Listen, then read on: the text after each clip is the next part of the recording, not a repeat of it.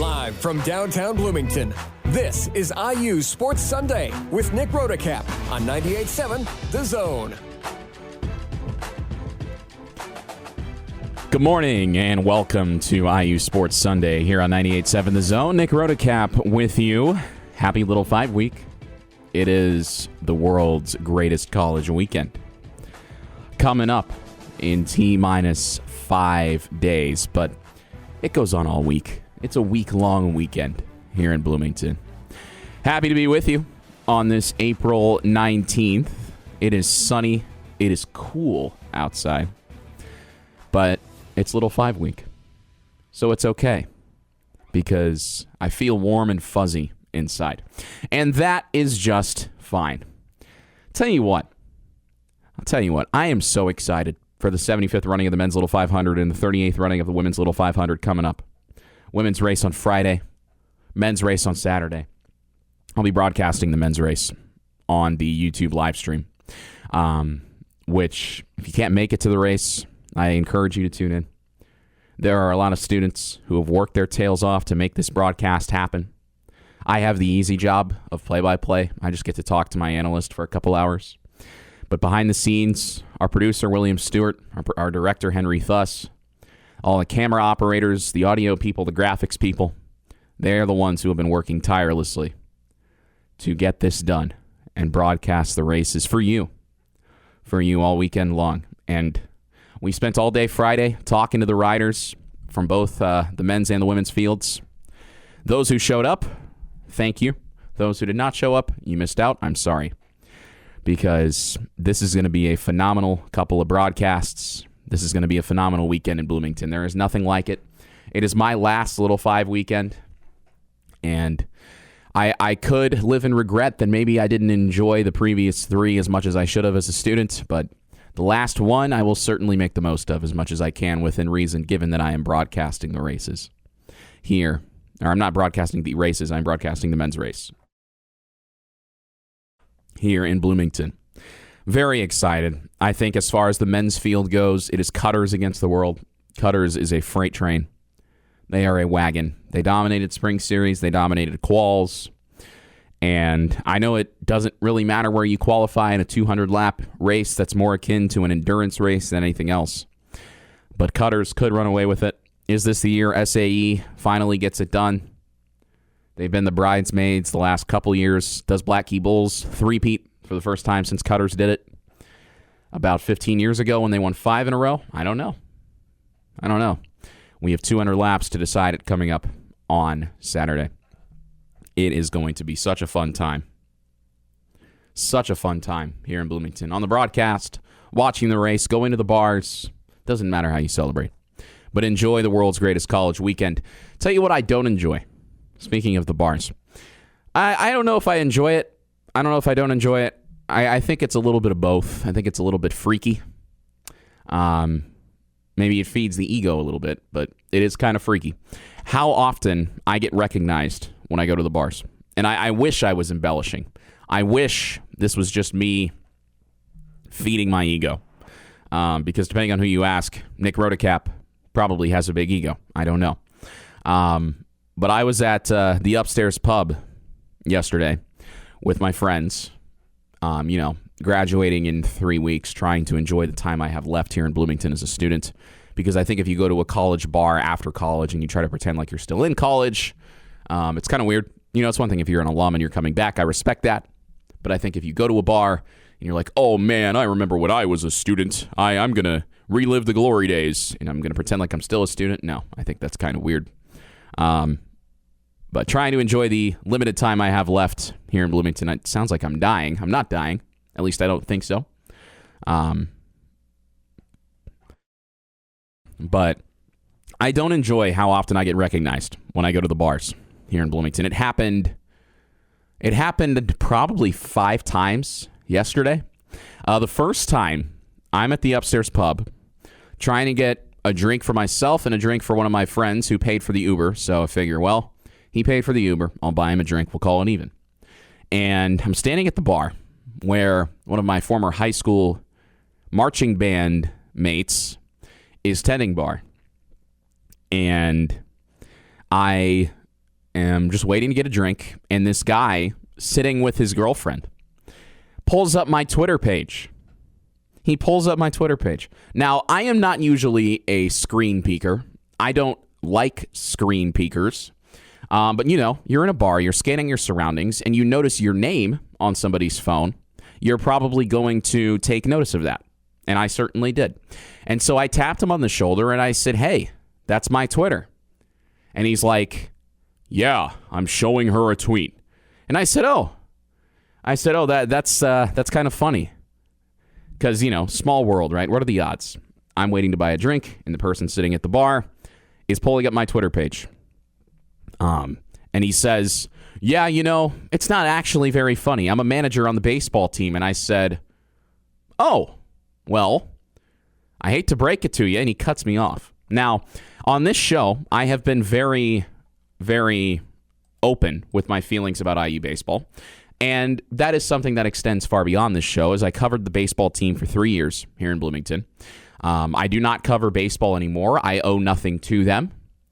And like anyone with First Amendment rights, I am able to speak however freely I want without retribution from the government or anyone else. So I have been very vocal about how I feel with IU baseball with respect to their futility, their underachieving over the last few years, with their finding creative ways to snatch defeat from the jaws of victory, like they did yesterday, losing to Abilene Christian, a non-conference series at a juncture in the season where, as IU baseball goes, you cannot afford to lose a non-conference series. Yet, they just might do that. They might do that. Look, Abilene Christian, a 500 team, not necessarily world beaters. They're a team that Indiana has now played the last couple of years. Actually, Indiana was supposed to host them last year, but Abilene Christian ran out of travel money. So Indiana went down to Abilene because Abilene ran out of money, ran out of travel money. And Indiana said, okay, we'll come down there. You guys come up here next year. Abilene has travel money this year, so they came up to Bloomington. Indiana ruled them on Friday, 13-3, but they lost 8-4 yesterday, setting up a rubber match today at noon. Abilene Christian's not a team that Indiana should lose to. But Indiana loses to a lot of teams that it shouldn't lose to. It happens way too often. I have been very vocal with the fact that I do not believe Jeff Mercer is the guy anymore. I do not believe that. I do not think that this program, with the amount of talent that is brought in, has achieved adequately with Jeff Mercer at the helm. All due respect to him, he's a great guy. I just don't think he's a good coach, and that's fine. That's fine. It is hard to coach in the Big Ten as far as college baseball is concerned, and I think for the amount of talent that gets drafted, for the amount of highly ranked recruiting classes that Jeff Mercer has had, I think that he has underachieved. And that is my opinion. And I fully accept any consequences of that opinion. I think it is fair criticism. I understand baseball is hard. I understand that I could not play baseball at this level, which is why I'm behind a microphone instead. I acknowledge that. I acknowledge that it's very hard to make it to the collegiate level in any sport, especially baseball.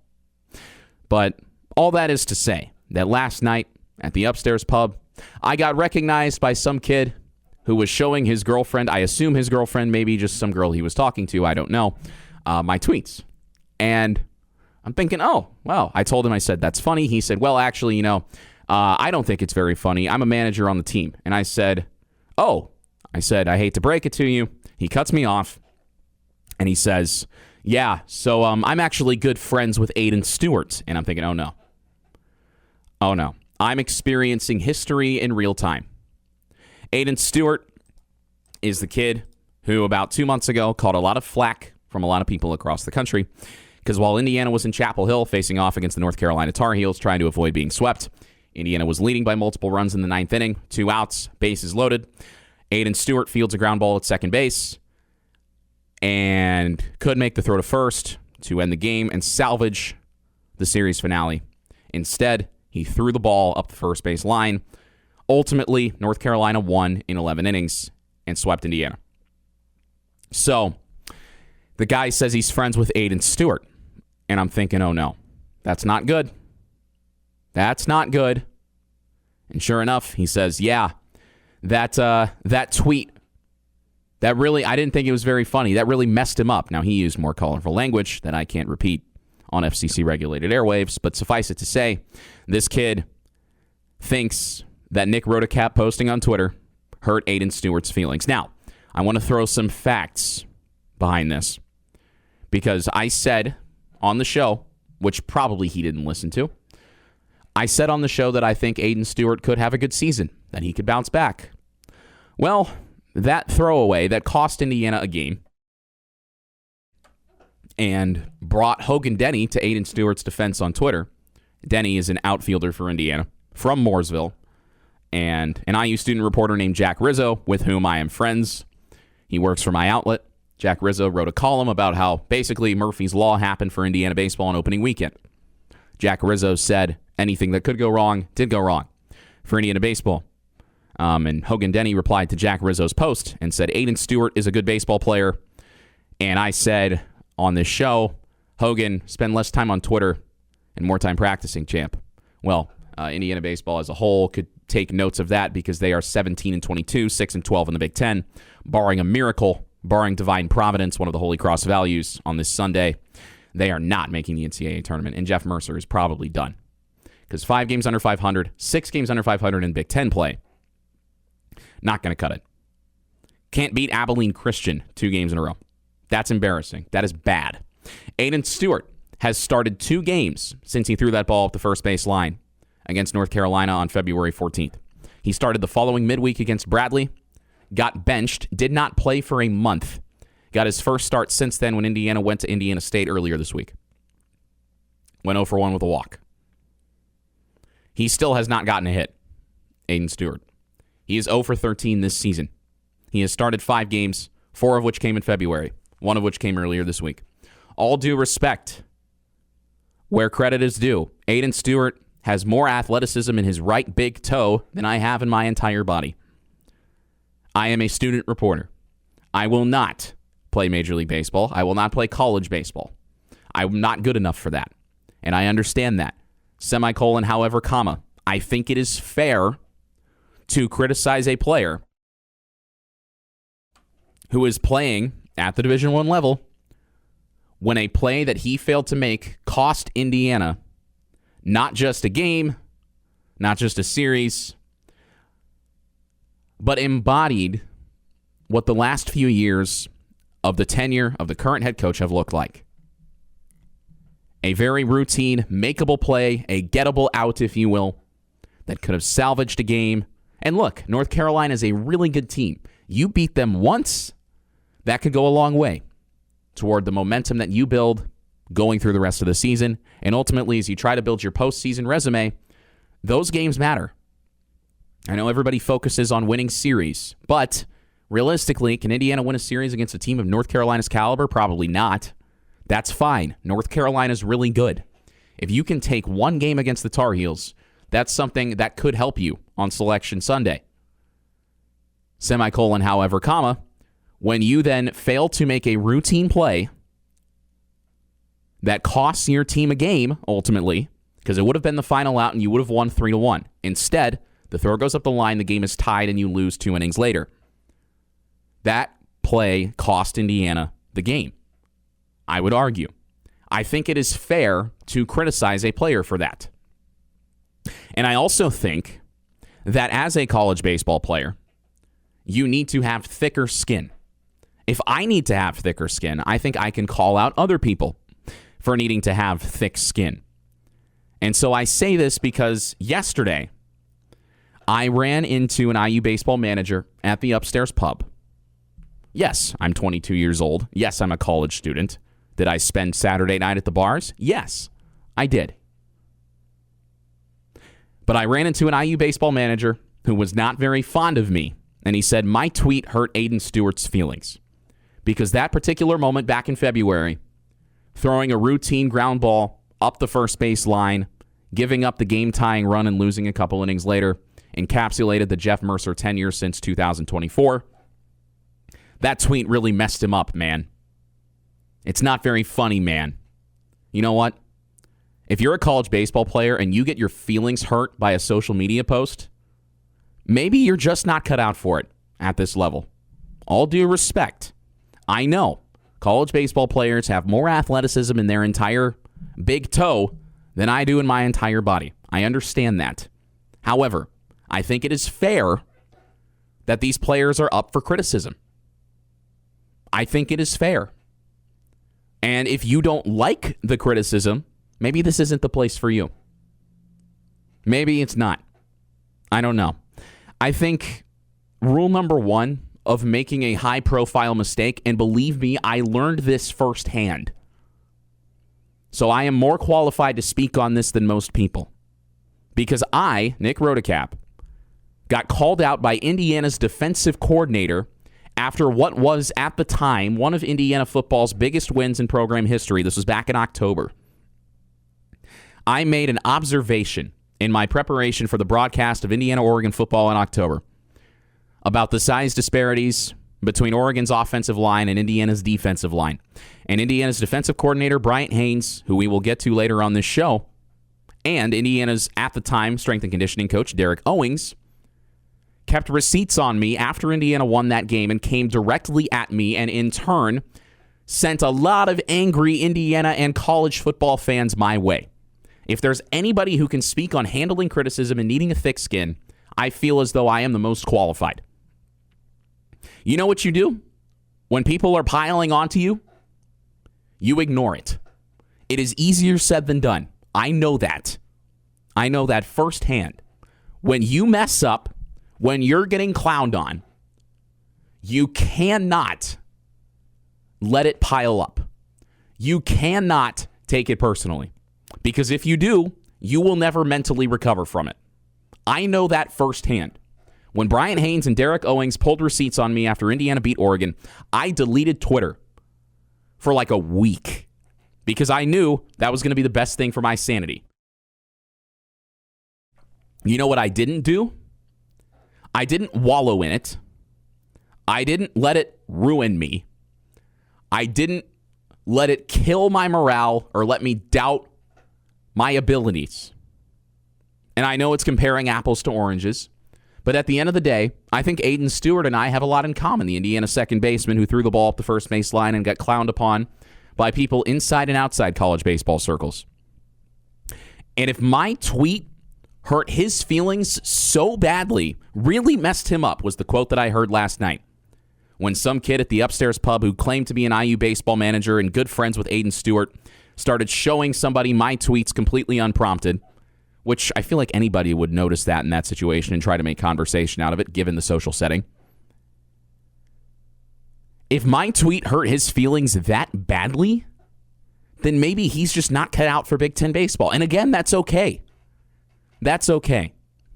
But I think it's very interesting that that kid felt the need to come to his defense 2 months later when I offered what I will say was probably very valid criticism of saying, oh, this is a routine play that should have been made. It feels like a microcosm of the Jeff Mercer era lately, as in the last 3 years, not just recency bias, not just a few games, the last 3 years. Perennial underachieving and finding creative ways to lose. I feel like that's a very valid criticism. He's like, oh, I work for the team. You don't have to break anything to me. I'm just trying to make conversation. Maybe that's a social faux pas for you. I don't know. But I found my first hater in person last night. So mark it down at the time and date, approximately 9:30 on April 18th, 2026. I met my first hater in person, and I think I don't know if I'm confused, but I think I'm more befuddled now than I was then. Because if I heard a baseball player's feeling so bad that he's gotten one start since then, two starts since then, over the last 2 months, if I heard his feelings so bad, maybe this just isn't the place for him. Maybe this just isn't the place for him. Because you have to have a thick skin. In the world of social media and college sports, it is very easy for people to clown on you, but you cannot let it get to you. I know it because I've experienced it. You have to find a way to move on. If you can't laugh at yourself, then find a way to move on and prove people wrong. Again, this is a situation where I'm more qualified to speak on it than most people because I've had it happen to me. I found a way to laugh at myself.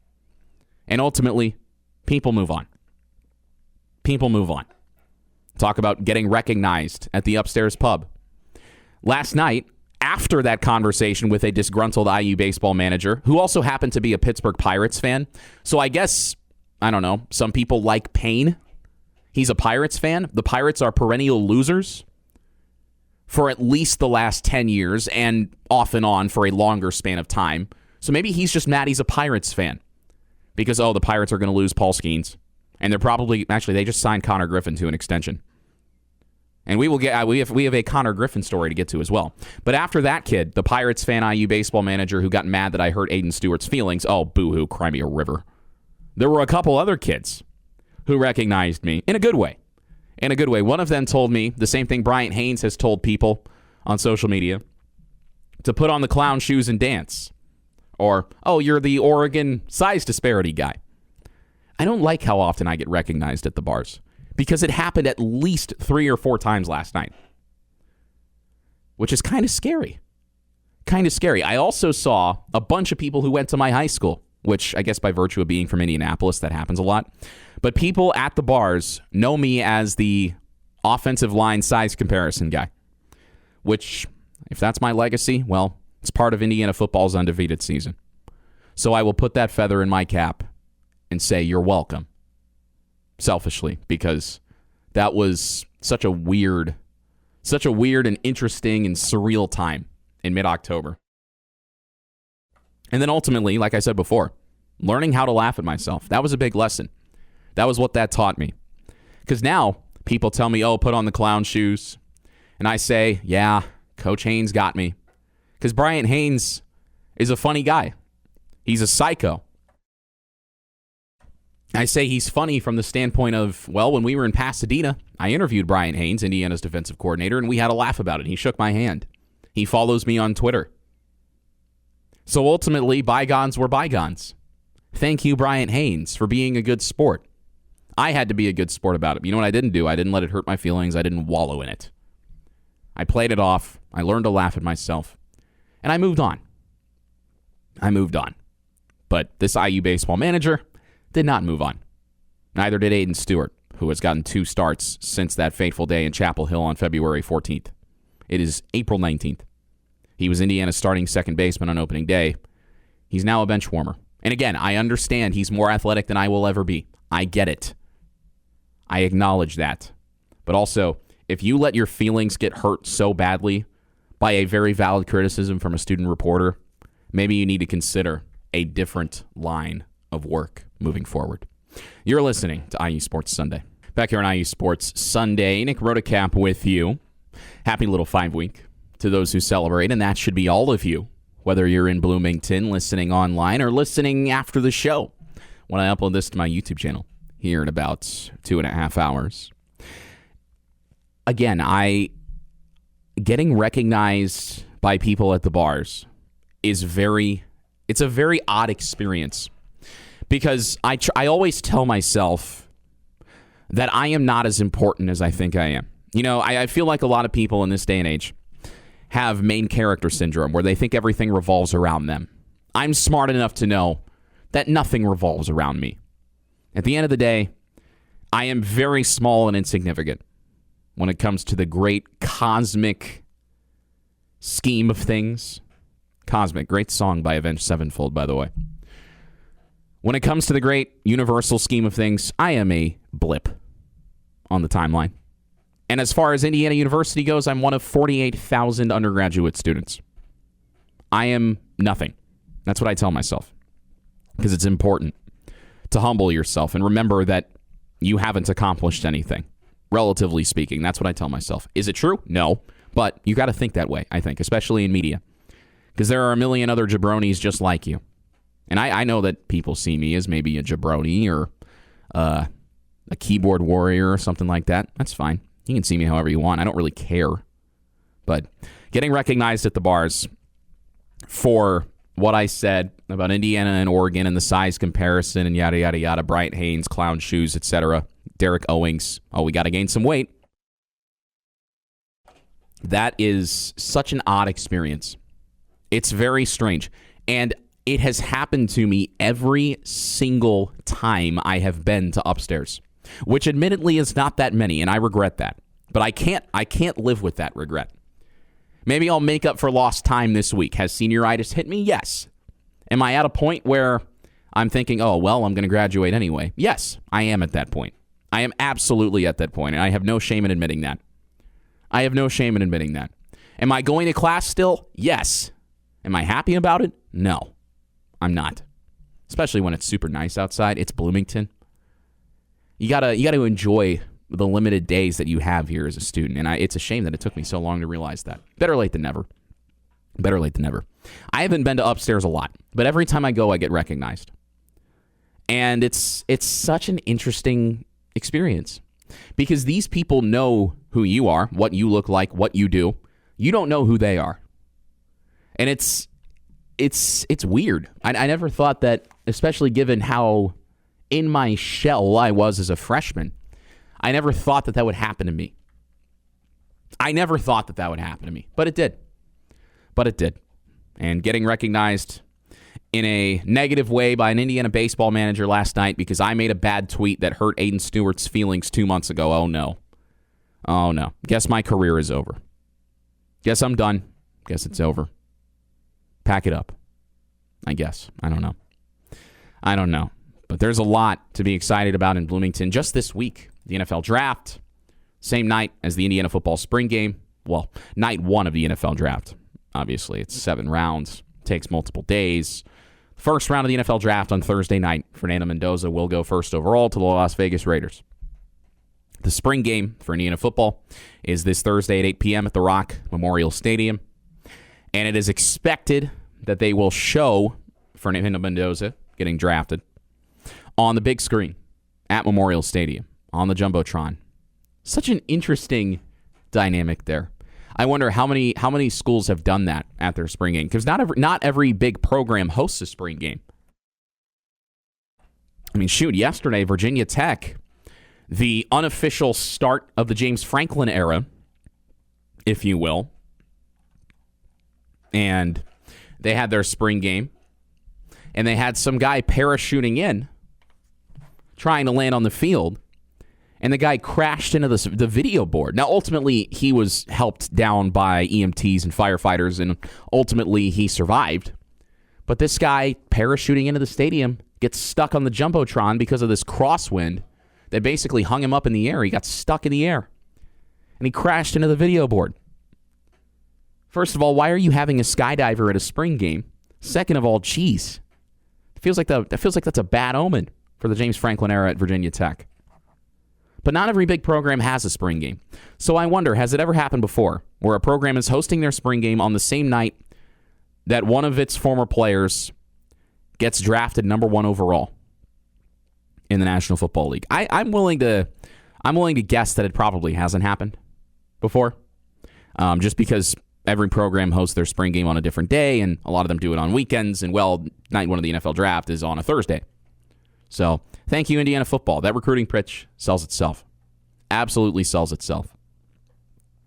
But Indiana football spring practice has been rolling on. I'm sure Curt Cignetti and his 2024-25 college football playoff quarter zip will have plenty to talk about on Thursday night after the spring game, with quarterback Josh Hoover taking the reins from Fernando Mendoza, throwing passes to Nick Marsh and Charlie Becker, among others. Becker had a little hamstring issue that will probably keep him out for the remainder of spring, which isn't that long, but he should be fine in the fall. He had a hamstring issue back in the fall of last season early on. But Charlie Becker and Nick Marsh in the same wide receiver room. Nick Marsh, the Michigan State transfer, whose introduction to Bloomington was Curt Cignetti ripping him for wearing gold cleats to practice. Marsh was a highly, highly targeted player in the portal, and I'm very excited that now he is no longer wearing Michigan State Spartans colors, because when Indiana went to East Lansing a couple years ago, you circled him and you circled Aiden Childs. because they were both very talented players. And Nick Marsh made a ridiculous touchdown catch against Indiana a couple of years ago. And I'm sure Curt Cignetti was looking at him then and thinking, man, I got to get that guy on my team. Hey, it took him a couple of years, but he got him. Nick Marsh now in Bloomington. I mean, who's going to be wide receiver 1? Because both Marsh and Becker have a good case. It'll probably be Marsh.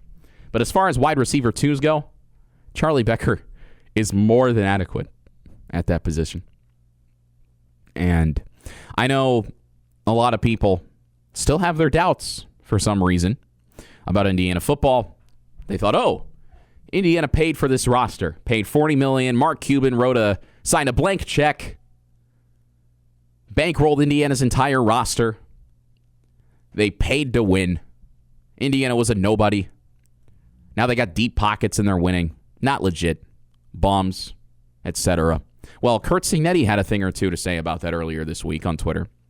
There was an IU sports account that tweeted, I'm pretty confident Indiana did not pay anywhere in the neighborhood of $40 million to win a national championship. And Curt Cignetti replied to that tweet, which now has over 1 million views on the Everything app. X, Twitter, whatever you want to call it. I still call it Twitter. It's still Twitter in my heart. And Cignetti said, correct, saying Indiana didn't spend anywhere close to $40 million on this roster. He said, not even close. If Curt Cignetti is collecting receipts, you know you've put yourself in a bad way. So all the national media, all the opposing fan bases, salty that Indiana is the emerging superpower of college football, just like Curt Cignetti said Indiana was. Trying to find some sort of straw to grasp at and say, no, Indiana football was pay to win. Not legit, not good coaching, not good talent evaluation, or good execution by the players, good game planning, schematics, strength and conditioning, whatever. Nah, they paid for their roster. Curt Cignetti says no. And people are saying, oh, yes, you did. That's what the reporting said. Reporting, which is merely based on conjecture and estimates by sources, I use air quotes, that in reality don't know anything. I feel like the guy who built the roster and runs the program and mans the sideline and says the head coach has a pretty good idea of how much money was spent on his roster. Maybe that's just me. Maybe I'm crazy. But I feel like the head coach and de facto general manager of the program knows how much money was spent. And the thing that people fail to understand about Indiana football, yes, you will see this NIL spending up for this year's roster. Yes, you will. And that is reflected in the quality of players that Indiana was able to get out of the transfer portal, like Nick Marsh and Josh Hoover. But I think the only player who commanded 7+ figures out of the portal last year was Fernando Mendoza. And I don't fault the portal for that. I don't fault anything, actually. I attribute that to the free market because Fernando Mendoza was being recruited also by Georgia. And I'm willing to bet that as far as the recruiting process went, Mendoza's asking price probably climbed a few times going from school to school. But ultimately, he picked Indiana, winning the Heisman Trophy, the national championship, every award under the sun, a Big Ten title, the Rose Bowl, the Peach Bowl. Feels like it was a pretty good decision for Fernando Mendoza. But outside of him, I don't think anybody else commanded over $1 million.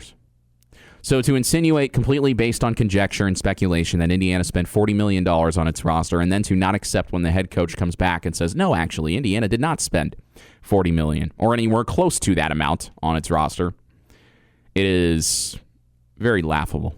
It is pathetic. It's a pathetic attempt to cope. Just like Ty Simpson went on Caleb Downs' podcast, unofficially titled, Stuffed in a Locker by Indiana. Caleb Downs, who formerly played for Ohio State. Ty Simpson, the quarterback at Alabama. Dan Orlovsky's favorite player ever, apparently. Which, slight aside, what in the world is wrong with Dan Orlovsky? Did Fernando Mendoza spit in his breakfast cereal or something? Because every single day this guy wakes up and thinks, how can I demean Fernando Mendoza today? How can I dunk on Fernando Mendoza? Guys, the tape doesn't lie. What big games has Fernando Mendoza played in? Said Dan Orlovsky, legitimately believing that that is a good argument. Oh, I don't know. On the road against Oregon, on the road against Penn State, the Big Ten Championship, the Rose Bowl, the Peach Bowl, the National Championship in Miami against Miami. Big games, Dan Orlovsky. Anyway, Ty Simpson goes on Caleb Downs' podcast and is talking about Indiana football. Keep in mind, Indiana played Alabama and won 38-3. Ty Simpson had under 100 yards. And the most notable moment for him in that game was when D'Angelo Pons hit him so hard, not only did he force a fumble that Indiana recovered, but he cracked his rib and later forced him to leave the game. D'Angelo Pons, who was being dunked on by Alabama fans for being too small and people saying that he didn't want to hit because of one clip out of practice that was taken out of context, when Indiana football has become known throughout college football circles for not having high-tempo, full-contact practices very often, if ever. They keep their practices light. That is one of the hallmarks of Cignetti's system, and he has spoken about that openly. But Alabama fans found out the hard way D'Angelo Pons does want to hit, and he hit their quarterback so hard that he was forced to leave the game, and eventually Austin Mack, the backup, finished the game with more yards than the starter Ty Simpson. Ty Simpson goes on Caleb Downs' podcast and says Indiana's defense doesn't do much. He says that Alabama knew exactly what Indiana's defense was going to do on every snap. He said, well, they were exactly where we thought they were going to be. They don't do much. But he said Indiana was so well coached, they just didn't make mistakes. But the way he said it, oh, they didn't do much. Some people took that as Ty Simpson being dismissive. Because obviously, they did enough to keep Alabama to 3 points. They flew 2,000 miles to kick a field goal, give up 38 points, and go home. Which I think is not a good use of air travel, but either way. Bryant Haynes, Indiana's defensive coordinator, believe me, I know this well. Bryant Haynes saw that clip of the Downs to Business podcast, which is Caleb Downs' podcast. And he says, in response to Ty Simpson saying, they didn't do much, we knew what they were doing on every snap, that kind of thing. Bryant Haynes says, quote, adorable. We also saw everything they were doing on every single snap. It's just that we exploited those cues and didn't get frozen and crushed by them. Frozen and crushed. That's a pretty apt description of what Indiana did to Alabama in the Rose Bowl. Had the offense, the Crimson Tide, looking like deer in headlights. Or elephants in headlights, I guess. Alabama fans didn't like that. Even though Indiana won 38-3, and I think Bryant Haynes is a national champion, Broyles Award-winning defensive coordinator, who is one of the most sought-after head coaching candidates in the country, and one of the highest-paid coordinators in the country, I think Bryant Haynes can say whatever he wants. Alabama fans got their feelings hurt. So last night, Bryant Haynes comes back for round 2 and says, that's all it took to break your entire fan base? Wow. Maybe I should have just said boo. He continues, no apologies, no compliments. Grow up, folks. He had a bad take referring to Ty Simpson, the Alabama quarterback. And I said the painful truth. Bounce back better. Hashtag go IU. Hashtag no compliments. So I quoted this and said, Coach Haynes will always let you hear it after a bad take. Because I know it well. It happened to me. National champion defensive coordinators who stuff people in lockers for a living can say what they want. And some people need to get over that. Now, I got called some things for that. Bryant Haynes got called some things for that. Alabama fans and others got their feelings hurt. That Ty Simpson said Indiana didn't do much, trying to dismiss the thorough whooping that took place in Pasadena. And one of the retorts that people are coming at Haynes with is, oh, he coaches the worst program in Division I history. Which, statistically, I don't think is even true anymore. I believe that this past season, Northwestern and or Wake Forest passed Indiana as the losingest program in Division I history. So first of all, as a journalist, I've got to point out the factual inaccuracies there. No, Indiana is not the worst program in Division I history anymore. And even if they were, I would argue that makes what happened in Pasadena even more embarrassing for Alabama. Ty Simpson saying they didn't do much, but they did plenty. Again, you flew 2,000 miles to kick a field goal and go home and lose 38-3. And then say, oh, they didn't do much. We knew what they were going to do on every single snap. They just didn't make mistakes. As if it's some sort of thing that can be glossed over. Ty Simpson, put on your clown shoes and dance. Alabama fans and others, there was a Michigan fan that got mad at me for that. Put on your clown shoes. Bryant Haynes in Indiana, by the way, 1-0 against Michigan, 1-0 against Alabama. Alabama built into a dynasty under Nick Saban, who ran once everybody else could pay their players legally. Trying to dunk on Indiana. Oh, hey, you guys used to be bad. Wouldn't that make it more embarrassing when you lose to them 38-3? I would certainly think so. But I know folks in the SEC don't like critical thinking. They don't like logic. They like hypotheticals. This is not a hypothetical world. In the real world, Indiana won 38-3. And they didn't do much defensively, but they did enough to keep Ty Simpson to under 100 yards and a fumble lost, courtesy of D'Angelo Ponce. You're listening to IU Sports Sunday. Back here on IU Sports Sunday, Nick Rotacap with you. IU softball has had a knack for playing extra inning games this week. Very weird. Very weird. Indiana softball out in Iowa took a doubleheader yesterday to lock up the series with the Hawkeyes. 34-11 on the season now. They have played two 10-inning games, count them two 10-inning games in the last 5 days. On Wednesday, they went down to Louisville, facing the 25th ranked Cardinals. Lost 8-7 in 10 innings. 8-7 in 10, does that sound familiar? That was the score of Game 7 of the 2016 World Series, which the Cubs won. Take me back. That was 10 years ago. So that was one. And then yesterday in Game 2 of a doubleheader, Indiana, after winning the first game 2-1 in regulation, wins 9-7 over Iowa in 10 innings. Keep in mind, softball games are only 7 innings, so that's the novelty of playing 3 bonus frames and coming out on top. The game yesterday for Indiana softball was much more impressive than any ordinary extra inning game because the way it played out was ridiculous. It was 2-2 going into the bottom of the 6th in Iowa City for Indiana softball. Iowa put up a 5 spot in that inning. A bases loaded hit by pitch, a 3-run triple, and an RBI single in that 6th inning. Iowa then took a 7-2 lead into the top of the 7th, needing 3 outs before Indiana scored 5 or more times to split the doubleheader and set up a rubber match today. What did Indiana do? Scored 5 runs in the top of the 7th. Started a fielding error by the first baseman for Iowa, followed by a 2-run single from the cleanup hitter Josie Bird.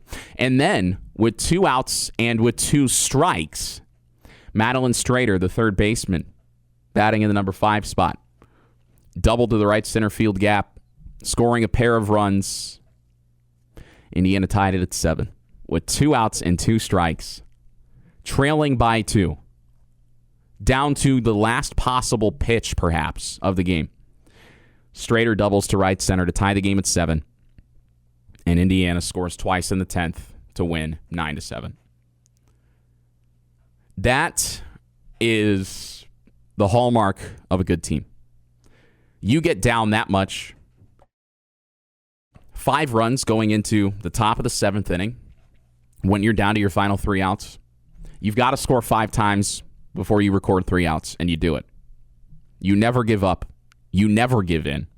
You find a way. That's what good teams do.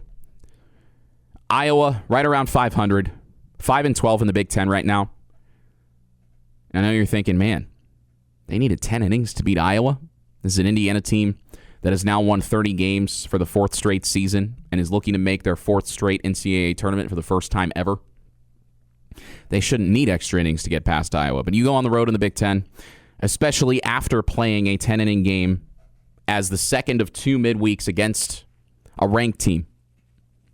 2 midweeks, and then going on the road. You find a way. It doesn't matter how. It just matters if you win. And Indiana softball did that. And now they'll look to sweep Iowa later on today in Iowa City. There's only one more home series for Indiana softball, and that stinks. Because the weather has finally turned for good. And people love coming out to Andy Moore Field, especially when Indiana plays Purdue. Andy Moore was packed last weekend for that Purdue series. It was great. It was great. But the only home series Indiana plays now for the remainder of the regular season, first weekend of May against Illinois. And Illinois is not very good.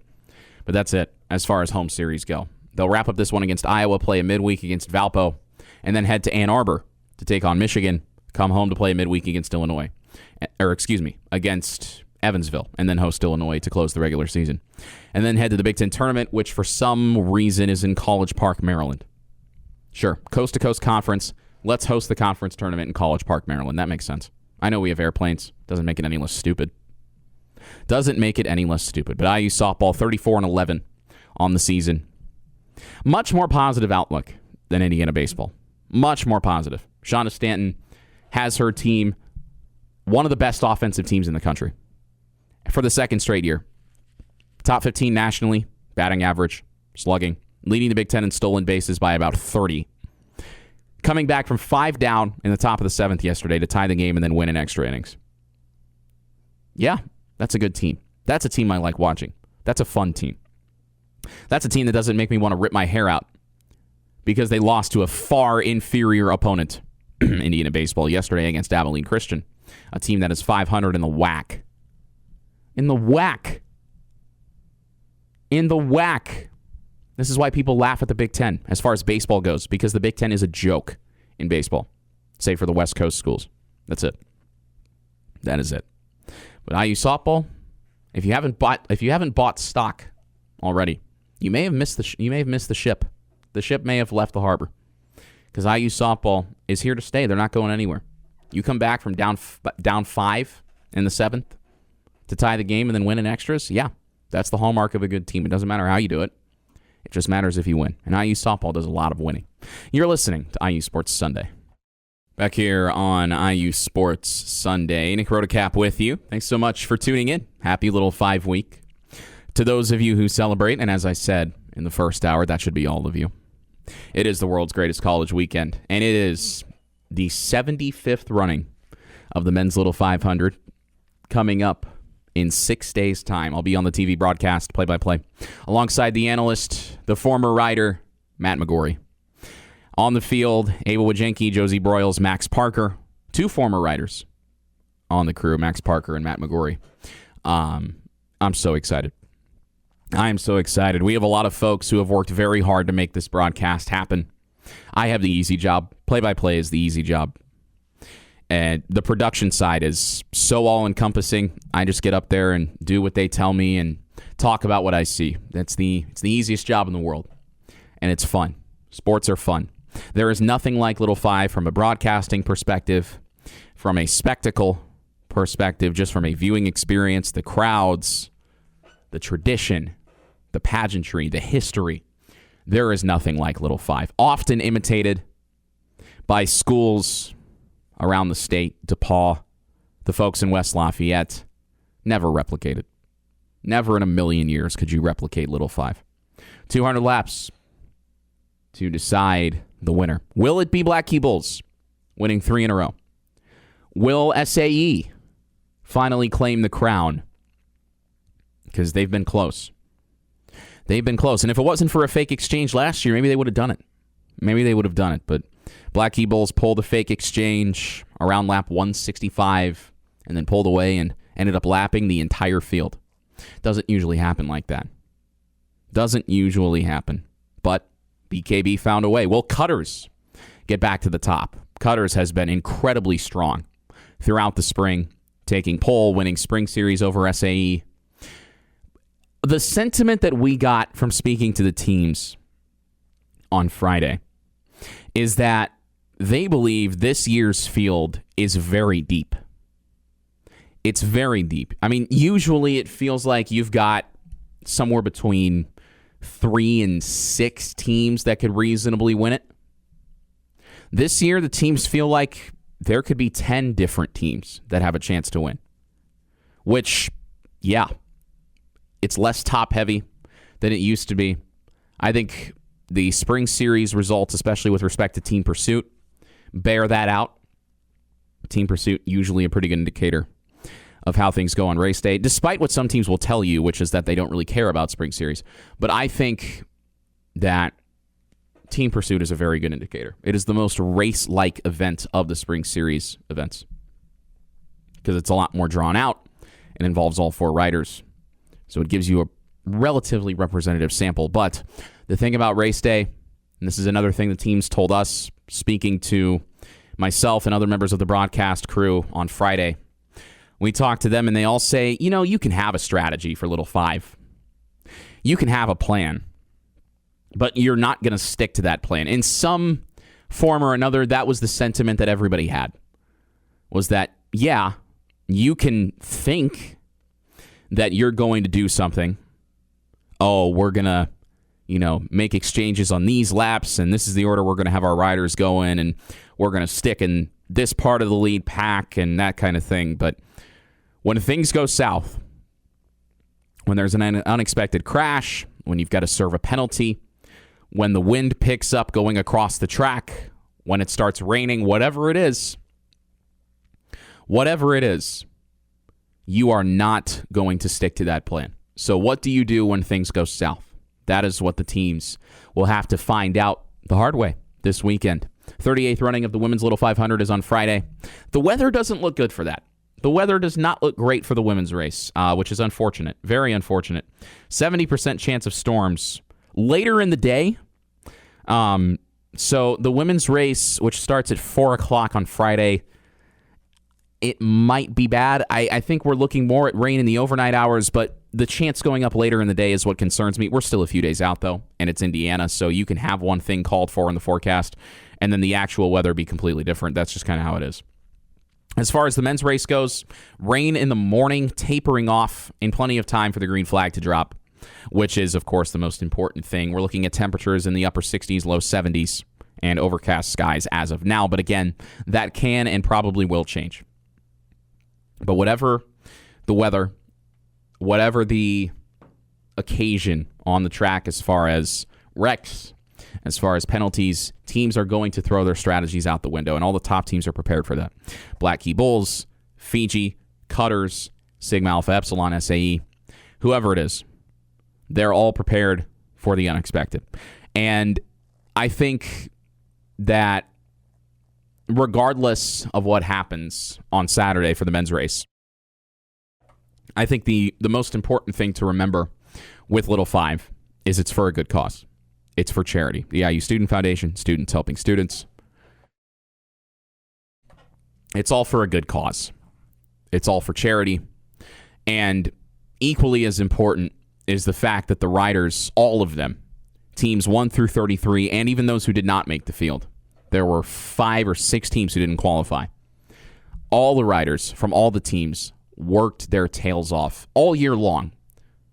All year long. They spend 12 months training for this race. And a lot of these riders compete outside of Little 5 in different types of races. But they train all year for this. And it is an accomplishment just to be in the field. Because a lot of these teams for Little 5 have way more than 4 riders. I mean, there are some teams that have as many as 8 or 9 different riders that they're picking from. So just making a race day team is an accomplishment in and of itself. And I'm not a big fan of participation trophies. But I think that this is something different. I don't think that this is a participation trophy-like setting. I do truly think that this is a spot where everybody in the field deserves recognition because they're all riding for something bigger than themselves, whether it's the alumni from their team or it's their friends, their coaches, their classmates, family, and, of course, the charities that Little 500 helps support. It is such an amazing spectacle. And I am very excited and very honored to be on the call for the men's race on Saturday. It's going to be fun. It's going to be one heck of a way to to sort of close out the school year. I consider Little 5 to be the unofficial end of the school year because you've got dead week that follows and then finals week. But I'm checked out. I'm checked out as a senior. I'll be graduating in less than a month, and it's kind of scary, but Little 5 is the perfect way to end things. And it's going to be such a fun time here in Bloomington. Hopefully the weather holds out. It's April in Indiana. It's April in the Midwest. Anything can happen weather-wise. I mean, earlier this year, we had a tornado that hit just west of I-69 on the south side, and then we had snow less than a week later. That was such a strange sequence of events weather-wise. And it impacted the teams. It impacted the riders. Because, they're looking to get on the track as early as possible in the winter months. And there was so much snow, and there was so much cold weather in Bloomington. The weather was so unpredictable in the winter. And it meant that the riders had less track time than they would have liked. That will probably play a factor on race day. Because you can simulate race pace, race settings, pack riding, I should say. This isn't NASCAR. Pack riding. But nothing can prepare you for race day. And that's where the teams that return riders, the teams that bring riders back, for their second, third, or fourth races, have a bit of an advantage. Because they can lean on knowing that they've been in this situation before. But any team that's in the field for Little 5 deserves recognition. It is such an excellent group of athletes, and they are athletes. These are Division I athletes. A lot of them played sports in high school. Some of them played sports in college, whether it was at a different school or not. These are all phenomenal athletes. They are incredibly fit. They are incredible when it comes to their endurance, when it comes to their strength, and I think that's also something to keep in mind for Little 5. You've got to be such a fit athlete to ride in this race. Because when you see those sprint finishes where everybody's pushing, going 110%, they don't look like they're going very fast on TV, but they are. They are flying around. And when you're emptying the tank on lap 199 or lap 200, you've got nothing left. It's because you've built yourself up. You've been training for an entire year to get to that point. And I'm so excited for the race. And I hope you are as well, whether you're coming to Bloomington or you're watching the live stream, which, again, the important thing to remember with the live stream, and I think people sometimes forget this or maybe just don't recognize it, it is entirely manned by students, behind the scenes and on air. And again, I will stress behind the scenes for Little 5 as far as the broadcast goes, because those folks do not get the recognition that they deserve. Whether it's camera operators, graphics operators, audio people, producers, directors, technical directors, whatever it is, behind the scenes, the production side, they don't get the flowers they deserve. They deserve all the credit in the world because they make it go. And it is all students. Again, I'm going to hammer that home. It looks professionally run because the students do such an amazing job.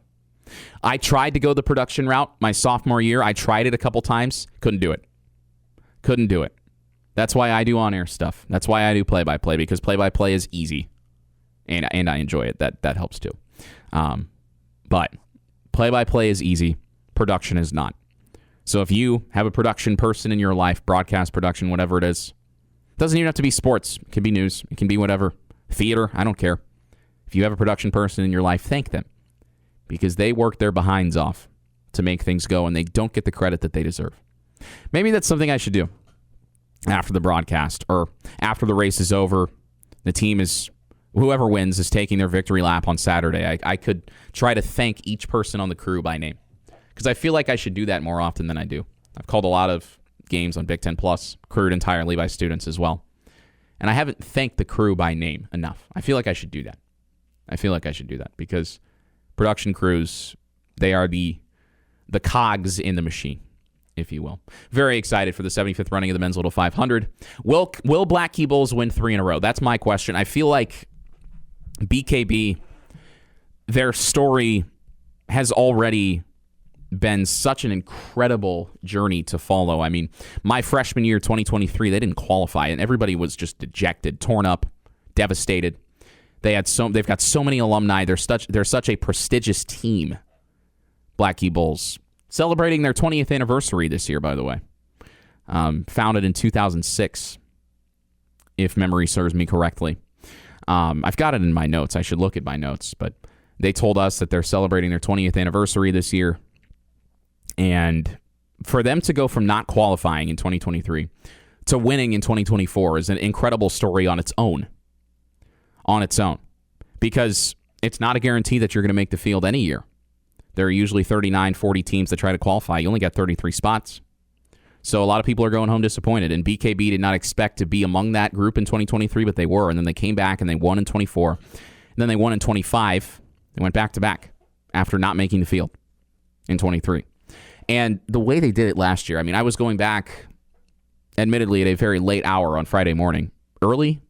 Late on Thursday night? Early on Friday morning? Both? Maybe? I don't know.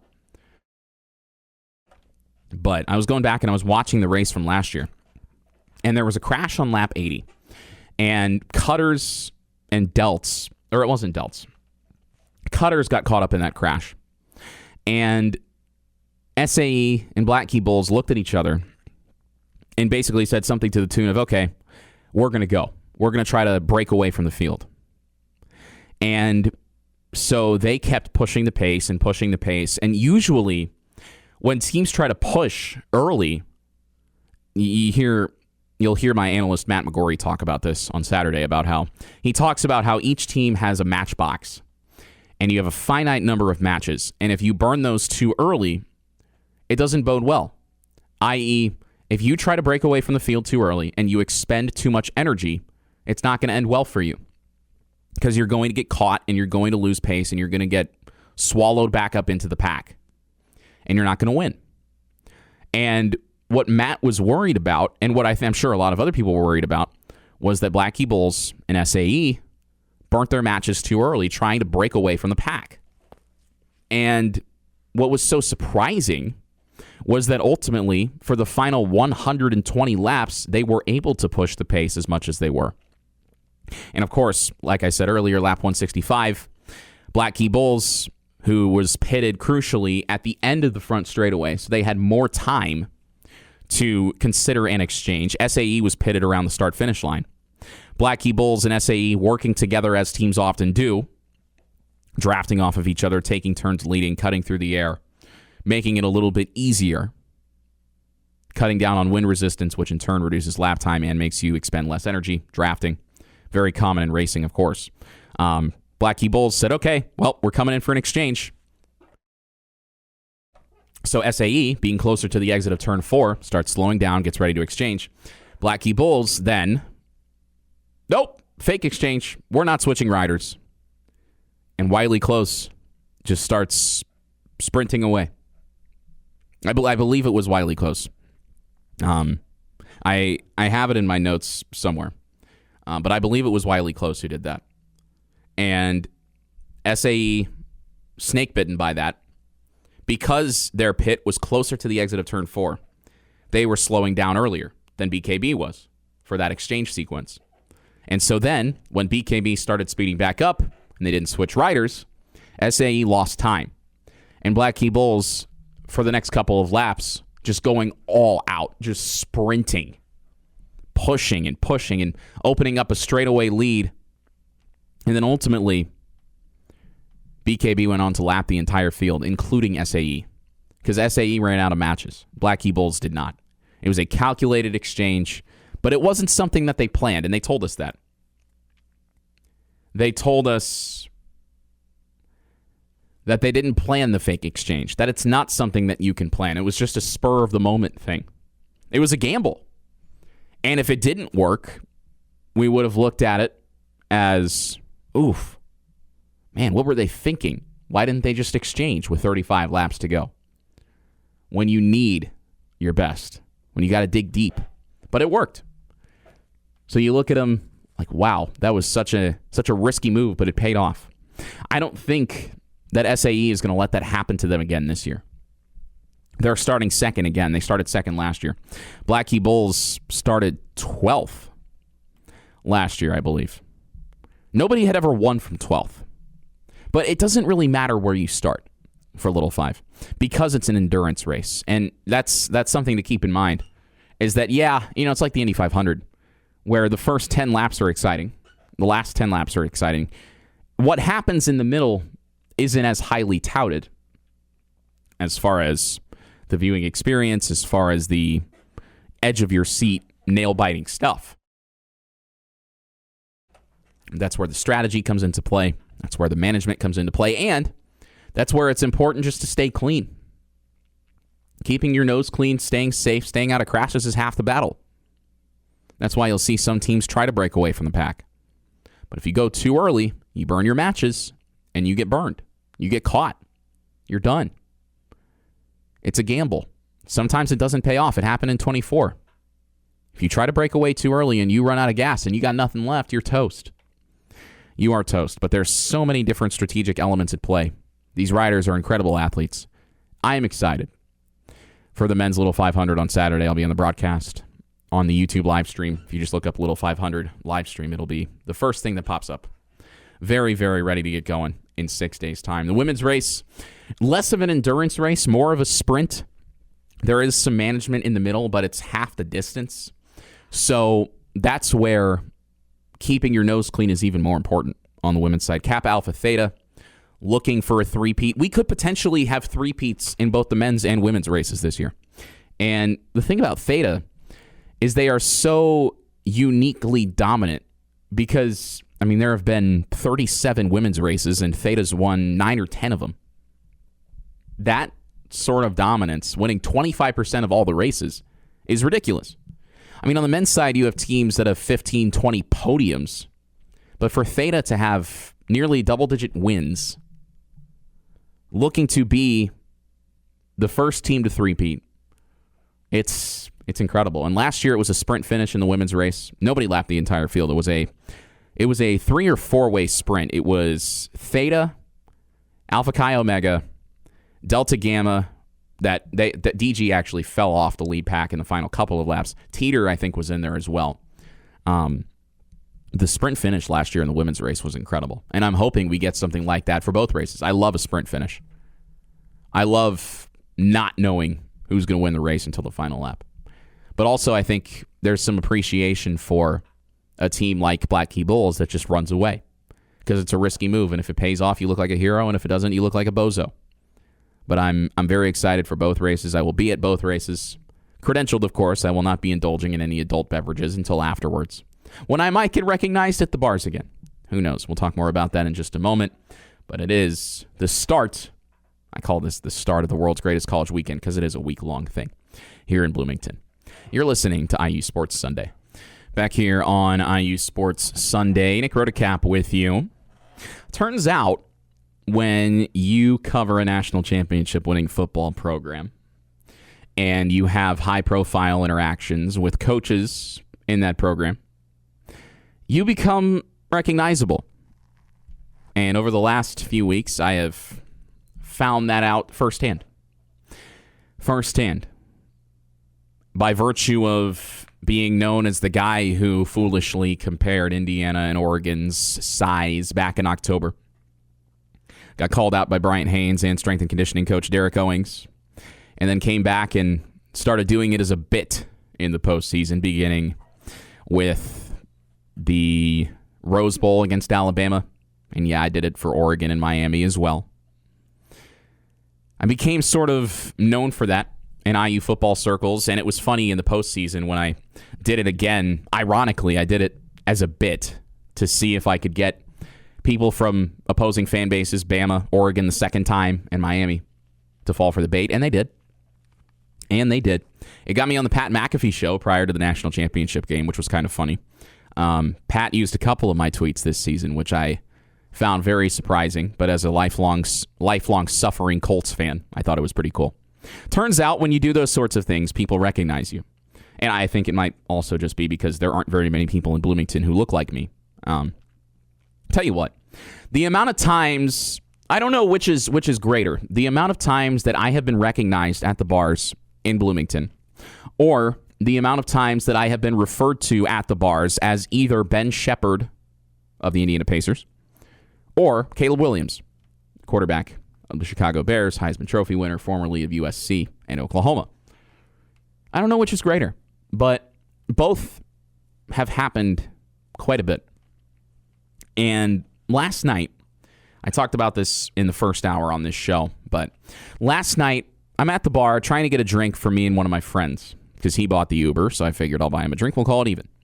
And I'm standing at the bar, and I'm not one to screen peek because I think that there is a reasonable expectation of privacy. That said, I think if you're in a public place, people might peek over at your phone.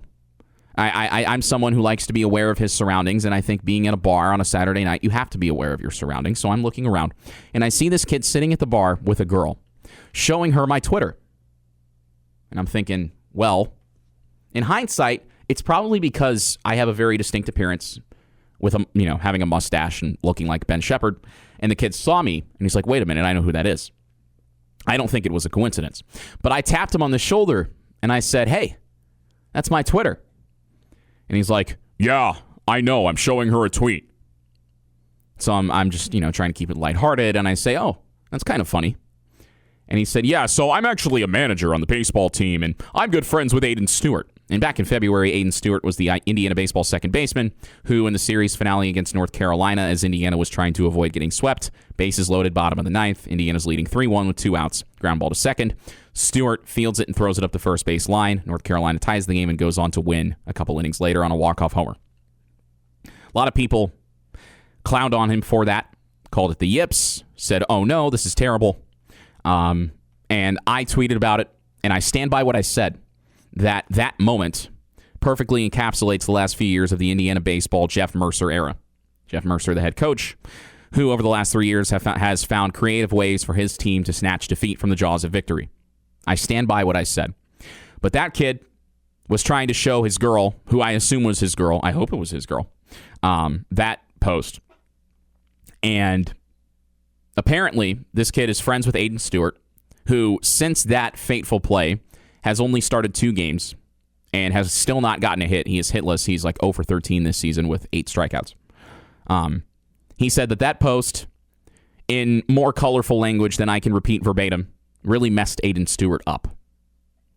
Translation, Aiden Stewart got his feelings hurt because of something that I said. And look, I am perfectly aware, and I have said this repeatedly, every Division I athlete has more athleticism in their pinky toe than I have in my entire body. I understand that. However, part of being an athlete at any level means having a thick skin.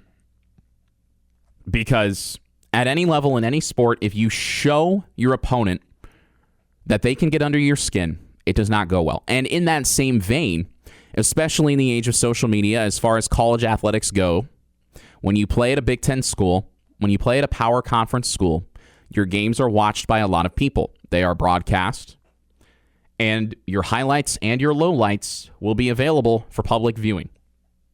So, to Aiden Stewart and to this IU baseball manager who did not tell me his name, but he knows who I am. That's cool. That's fine.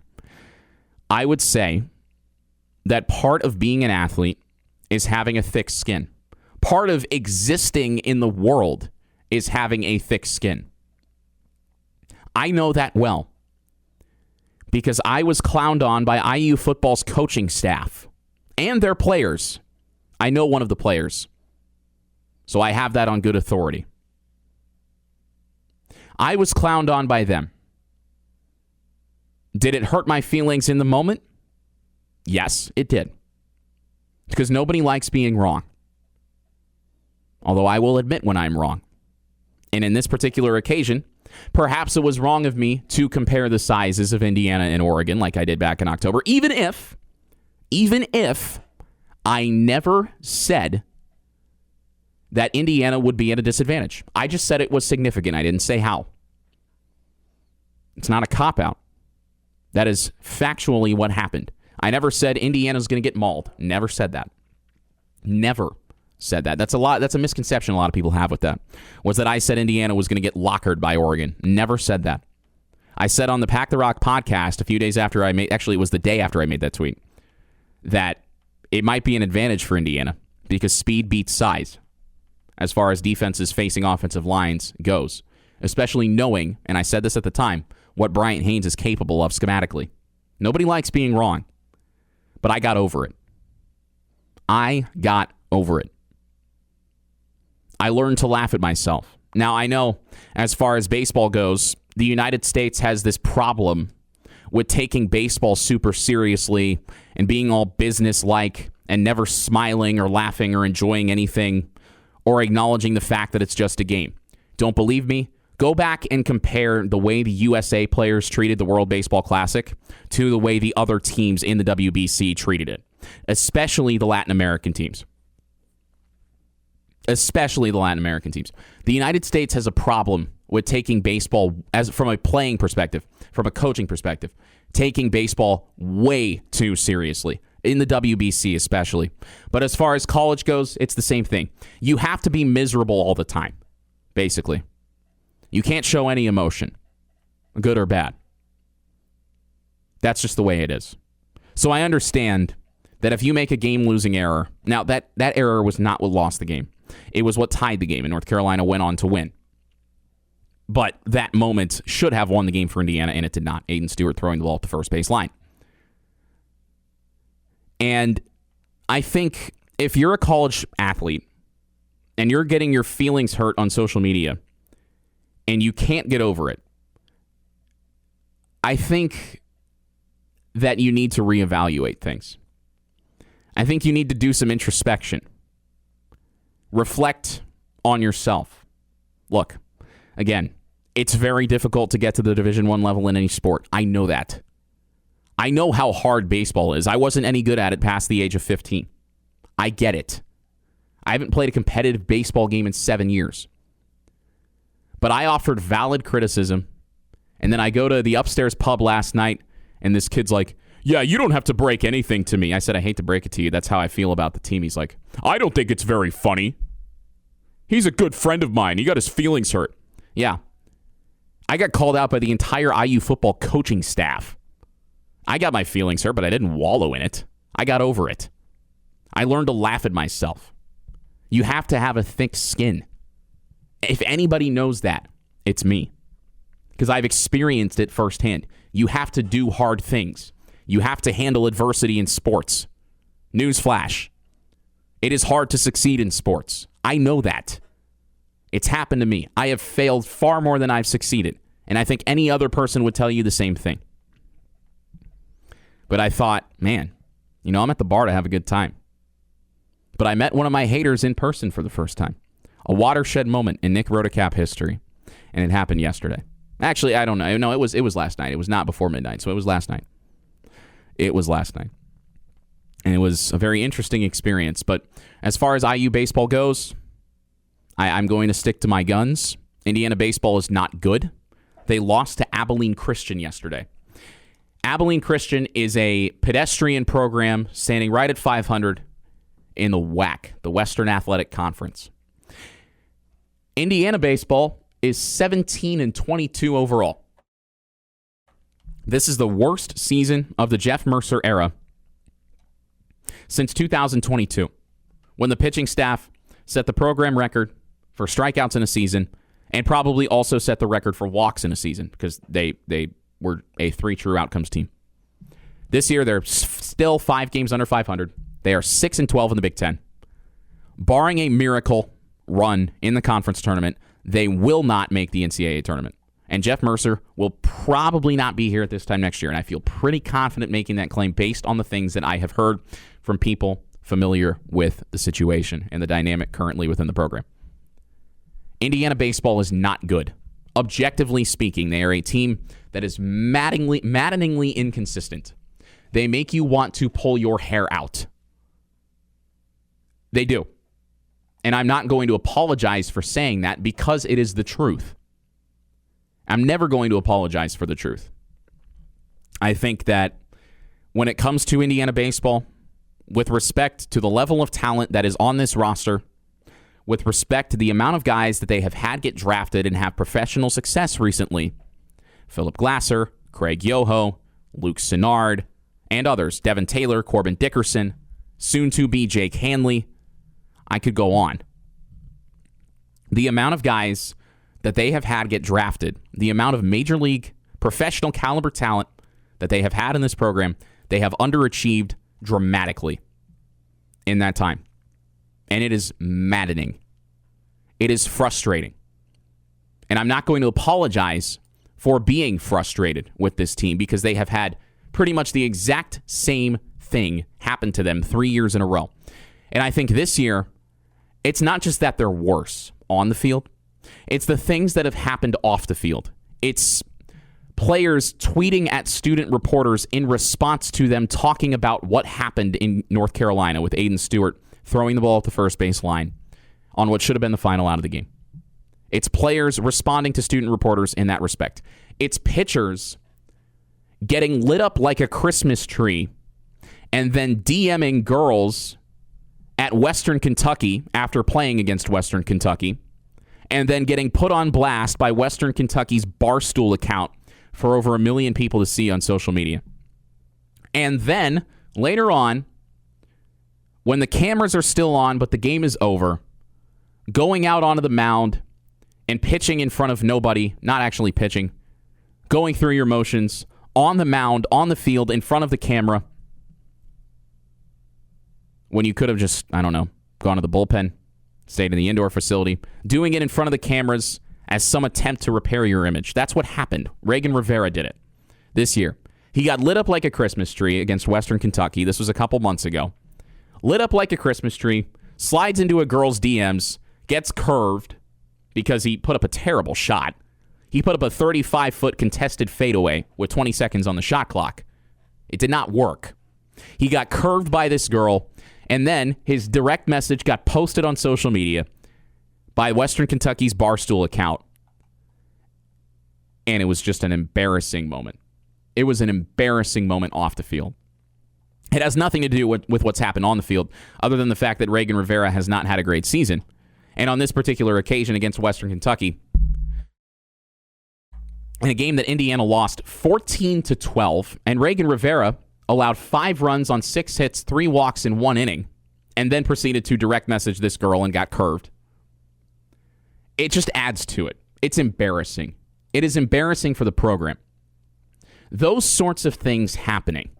Losing 2 out of 3 to Maryland, the worst team in the Big Ten. Losing 2 out of 3 to Maryland, including giving up a walk-off grand slam to lose the series on Sunday after leading in the 9th. A Maryland team that is a far cry from the team that featured guys like Matt Shaw and Eddie Hakopian a couple years ago. Maryland 18-21, 4-13 in the Big Ten. Indiana lost a series to them last week. Those things are what's so maddening about Indiana baseball, because with the talent that they have, they should be way better than they are. They shouldn't be losing to Abilene Christian at home. Now they're playing for the series in a couple hours. Abilene Christian. Not exactly world beaters. This is why people laugh at the Big Ten in baseball, because the Big Ten, as in the old guard, not the West Coast schools, they are different. The Big Ten as a whole is a terrible baseball conference. Indiana's just another example of that. I don't like piling on. I'm talking about facts here. I'm talking about facts. 17-22, 6-12 in the Big Ten. Not good. Not good. And I can't help but think, with the way things have been going since the end of the 2023 season, when they won 40 games, they made it to the Lexington Regional. They were within a game of beating Kentucky and heading to LSU to likely get blasted by Paul Skeens, Dylan Cruz, and company. That would have been acceptable. That would have been fine. They didn't build on that momentum whatsoever. Now, 3 years later, they're dead in the water. They're stuck. They're pedestrian to below average.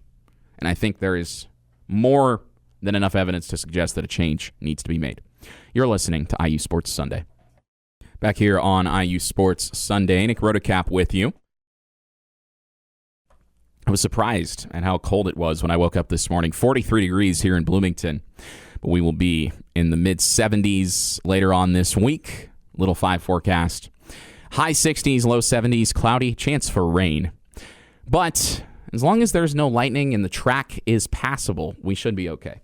We should be okay, and that is what I'm hoping for here in B-Town. As far as Indiana football goes, Bryant Haynes doing his usual, collecting receipts and coming to collect when people write checks that they can't cash on Twitter. Ty Simpson found that out. He went on Caleb Downs' podcast, Downs to Business, dismissing what Indiana's defense did to the Crimson Tide in the Rose Bowl, when, again, Alabama flew 2,000 miles to kick a field goal, give up 38 points, and go home. Ty Simpson talking to Caleb Downs about how Indiana defensively didn't do too much. Ty Simpson's words, not mine.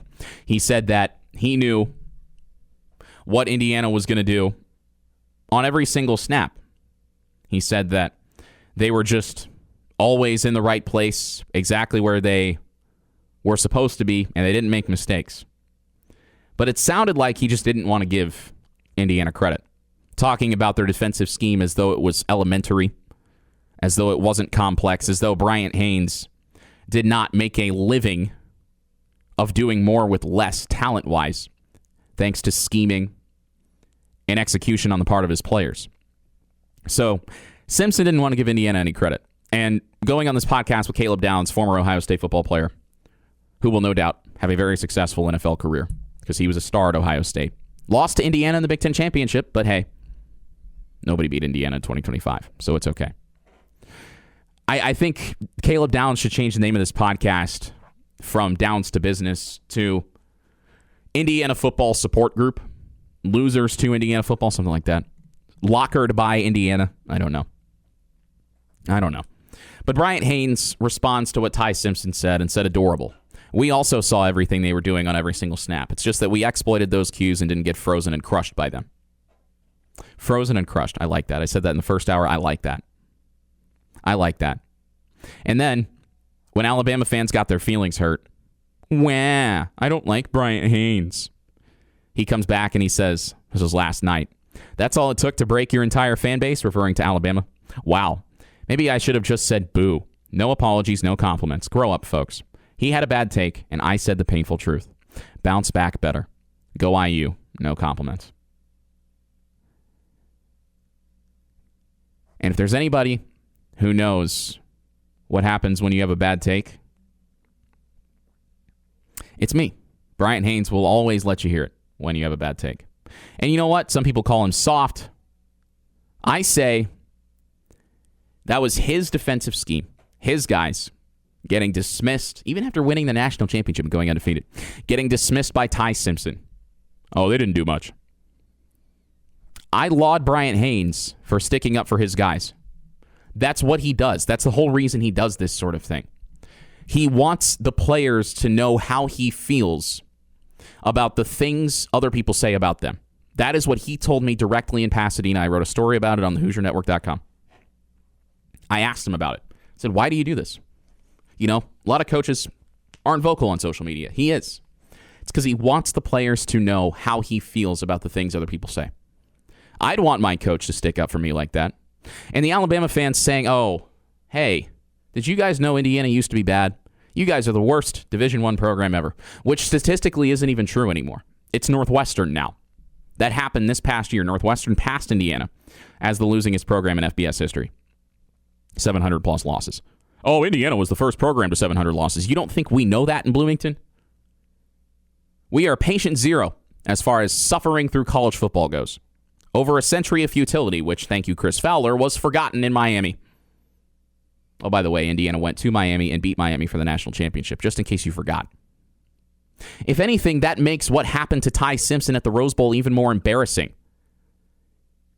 He got mollywopped by D'Angelo Pons, cracked his rib, lost a fumble, had to leave the game, and his backup did better than he did. I'd be pretty embarrassed, too. I'd be trying to cope my way through it, too. But if anything, that happening, courtesy of Indiana football, the losingest program ever, which again isn't true anymore, would make it even more embarrassing to me. That's not the burn that people think it is. Because with the transfer portal and with NIL and with Curt Cignetti History does not matter. I know you need to understand what came before you. History and respecting history has its place. But as far as Indiana football goes, history is completely irrelevant. And if anything, as many people have said before, including me, it makes what Curt Cignetti has done in Bloomington that much more impressive. Because nobody could win here. And now he can. And now his assistants are lockering people on social media. And if you don't like it, play better. Ty Simpson. Oh, they didn't do much. They did enough to hold your offense to 3 points. You guys couldn't run the ball. You couldn't throw the ball. You couldn't do anything. You knew what Indiana was going to do. Oh, they didn't do that much. And you still couldn't find the end zone. That makes it even more embarrassing for you. That makes it even more embarrassing. Accept that you got beat. Accept it. Own it. Move on. Stop trying to cope. I don't know. I don't like Ty Simpson for that. No, they didn't do much. They did enough to kick your backside and send you home hurting. Put on the clown shoes, Ty, and dance for me.